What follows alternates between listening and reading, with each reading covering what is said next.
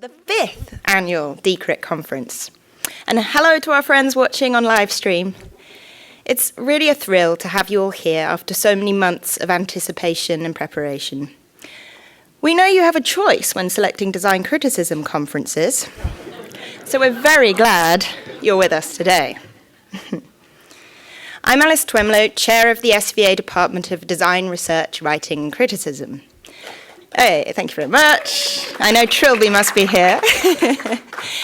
And on behalf of the graduating class of 2014, sitting nervously in the wings right here, I'd like to extend some thank yous to the many people who've contributed to today's event in meaningful ways. First off, we must thank all those family members, loved ones, and friends who have nurtured those students in their lives during their lengthy research journeys. We surely appreciate your support. Thanks also to the alums of the programme who have charted the territory for us and who loyally return to the conference year after year from all across the globe. So it's always great to see you, and thanks for coming back. Next is Emily Weiner, who's working hard out front, artist, curator, writer and programme coordinator, and pretty much the axis around our DCRIT world spins. Cheers to Victor de la Cruz for administrating our system so systematically and smiling while he does it.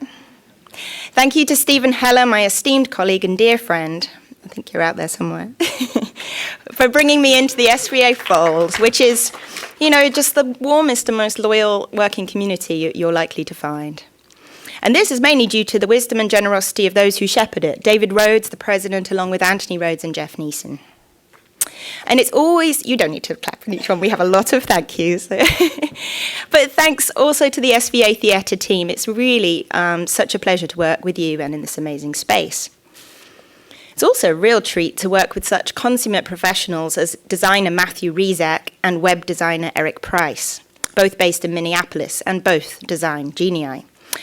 Matthew came up with another gorgeous conference identity for us, and Eric created a really vibrant website. So thanks, guys, if you're watching.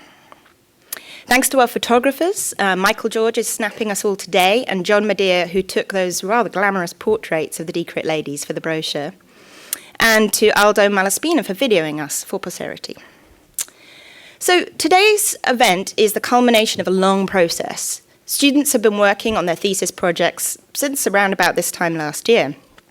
They've worked with Andrea Codrington-Lipke to gather, sort, and analyse their data, and to write and rewrite their findings.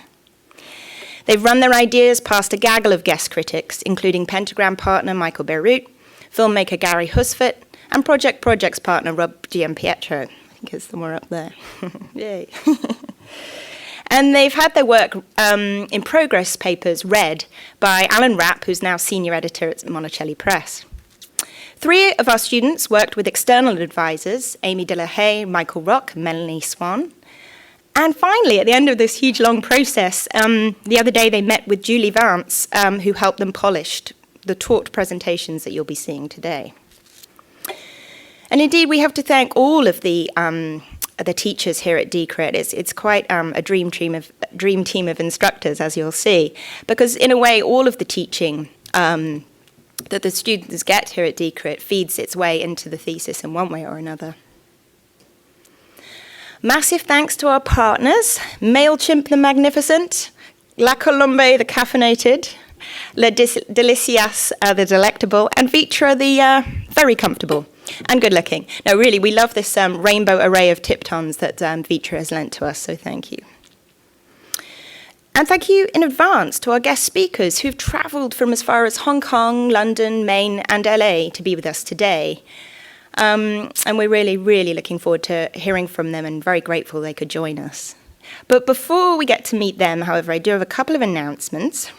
I want to make sure everyone knows about our Design, Writing and Research Summer Intensive.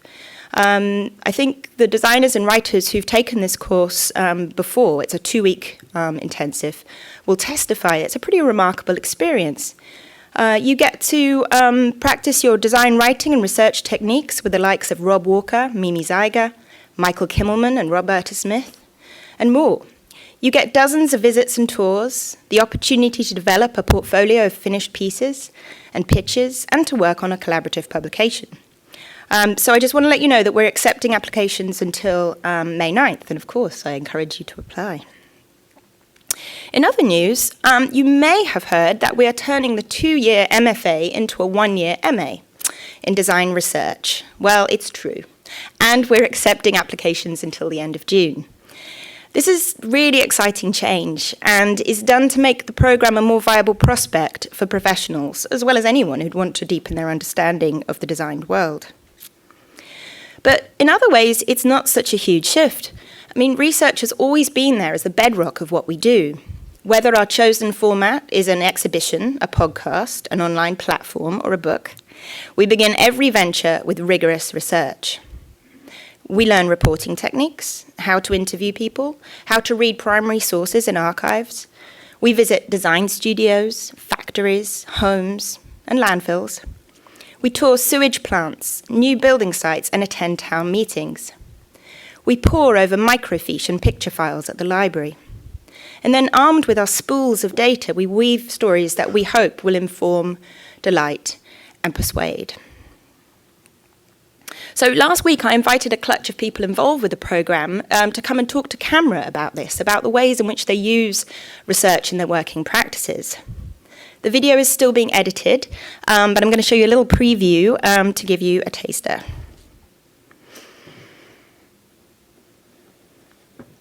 Isn't research a bit boring? Research is incredibly boring. You spend hours in front of microfiche or trawling through books. Research might be boring if you compare it to surfing. Never. Maybe for some people it is. Not for me. People are interesting. That's why I keep looking at them. Research is not boring when you make connections no one made before. It's like a lightning bolt that strikes you. I think it's absolutely riveting. I use it in every aspect of my work. Research is boring if you're lazy about it. Research is daunting because it's a very arduous and time-consuming task. But when you actually dive into it and you start making the connections, that's where the fun begins. Research is not boring for me, ever. It would only be boring if somebody were assigning it to me, and so I have the luxury of not being assigned it. The assignments that I thought were going to be the most tedious were actually the most fun, when you really gave in to giving yourself the time to really explore them. I mean, research can be boring. The nice thing about the kind of research that I do and the kind of research I encourage the students to do is that you're talking to people. You're not just going through dusty books. I do think it's a particular kind of personality that enjoys it. And for me, a really great day is going to some dusty archive and hauling down boxes and just pawing through it and getting completely lost in it. Research is fun. Whether it's research by walking around or research by going to the library, I think there's always a sense of discovery. You really never know what you're going to find. You shouldn't know what you're going to find. There's nothing less boring than research. It's actually quite fabulous. Research is so not boring. There is so much more in the world left to discover, so many more stories that are just waiting to be unleashed. But for me, it's really exciting. It's really invigorating, learning and getting more ideas and being inspired. And I don't find research boring at all. I don't know, maybe the term is boring, but the process of it is always really exciting. No, because there's so many amazing topics out there. But it's about going out and really living the experience you're researching. Not at all. How is research boring? It is pretty much the most exciting part of my job. It's what I love to do. You know, research is sexy. When you're out there in the crush, in the mosh pit, research is full action. Research is action-packed. Absolutely. It's cute, right? Coming soon to Theatres Near You. But even from this snippet, I hope you get a sense of our passion for research. And if you think similarly, come see me afterwards. We should talk. And speaking of talking, the theme of this year's conference is Lingua Franca. 17th century barbarian pirates, merchants, and diplomats were the original inventors of lingua francas, or bridge languages, that enabled communication between people who didn't share a mother tongue. And absolutely central to our mission as design critics is this idea of forging a bridge language to help people whose mother tongue may not be design-ese to name, understand, and to question the design that surrounds them. In the novel Gulliver's Travels, the 18th century Irish satirist Jonathan Swift has his sort of anti-hero Gulliver meet some linguists who decide that in order to prevent the waste of breath and corrosion of the lungs, it would be better to do away with words to describe things and to use only the things themselves. Their scheme was premised on the fact that since words are only names for things, it would be more convenient for men to carry about them such things as were necessary to express the particular business they are to discourse on.